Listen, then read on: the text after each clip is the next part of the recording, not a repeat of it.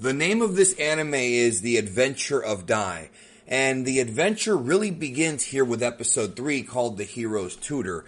This episode is kind of what lays the groundwork for what's coming up in the story of Dai and his sort of adventure to become this great hero that he wants to become. The episode begins with all hell breaking loose. The skies are dark, monsters are starting to go evil, even the ones on Dai's island are beginning to sort of rebel and just literally become evil, go on rampages and whatnot. And the speculation is that the Dark Lord has returned and is now seizing control of these monsters to rebuild his army to conquer the world once more. So Dai is pretty much urged to get off the island.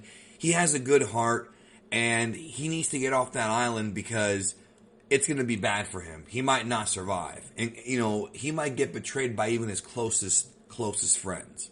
But as Dai is about to leave the island, these two mysterious new characters appear. And one of the new characters does something that's kind of wacky.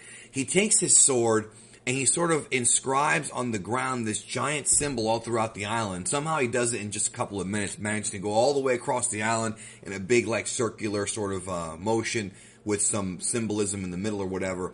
Then he casts this spell called Glimmer, and the dark clouds over the island disappear, the sunlight comes in, and the monsters end up going back to normal and not being, possessed. Which, by the way, the whole red eyes thing, which is the monsters having red eyes, if you played Dragon Quest XI and you've gotten to Act 2, you know what this means. I mean, you know what this signifies. So they I'm guessing they took reference from that game as far as what the red eyes actually do.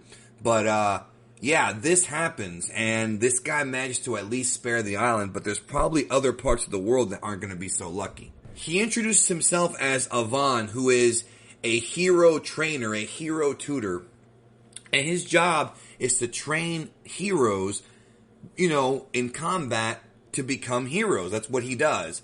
Of course, there's a lot more to his backstory, but we won't get into that right now. And he's there to train Dai to be a hero. Point blank. Simple as that. Again, it might seem a bit silly, but if you like stuff like Dragon Ball and even My Hero Academia, and even One Punch Man, the idea of heroes being referred to as heroes, so some it may be corny, I get it, but in shonen, it's just a thing that sort of makes sense. There's a lot of meta that goes on in shonen when it comes to who is a hero, what makes a hero, fighting spirit and whatnot. So remember that in Japanese culture, these kind of things are still sort of, they're not quite as cynical as Western culture is now about, loving anti-heroes and whatnot, even though they definitely do love anti-heroes and things of that nature. Being a benevolent hero still has, substance to it in Japanese culture and certainly in fiction over there. So he does confirm that the Dark Lord has returned and that there are monster rampages going on in other parts of the world. So now things start to get really good. I mean, the series is about to pick up. Business is picking up, as Jim Ross would say back in the Attitude Era. Well, he still says it now in AEW.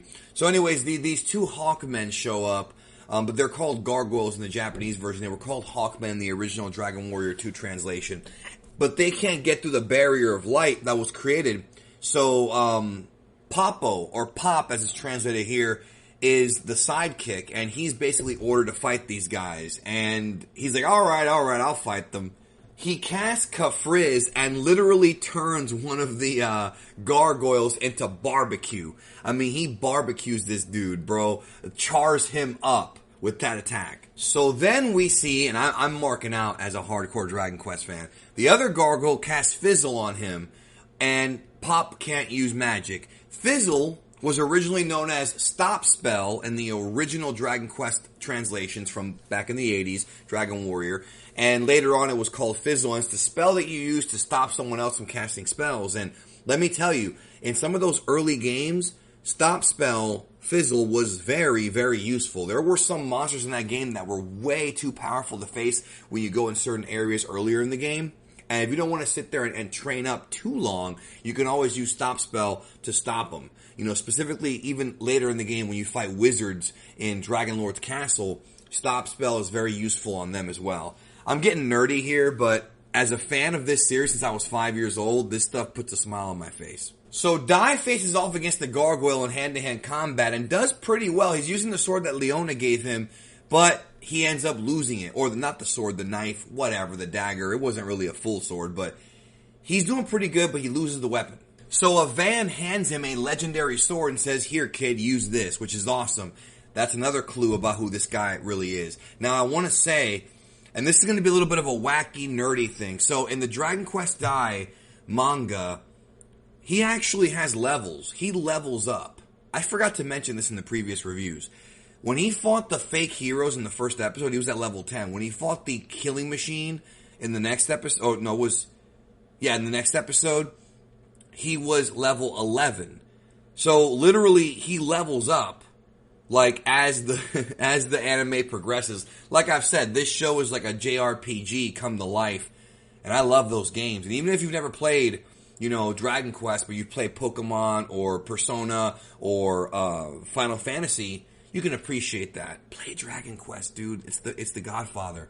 But anyways, just wanted to clarify that. I don't know all the levels. They're not all stated, but I think it's pretty damn cool that he had levels. By the way, that information comes from the Perfect Book, which is the Dragon Quest Dai sort of.